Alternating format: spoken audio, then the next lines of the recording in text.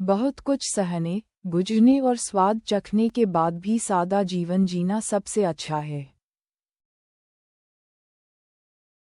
बहुत कुछ सहने, बुझने और स्वाद चखने के बाद भी सादा जीवन जीना सबसे अच्छा है।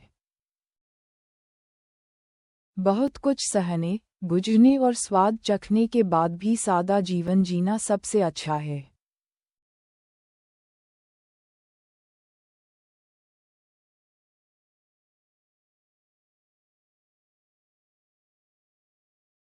即使忍受、经历、品尝了那么多，简单的生活才是最好的。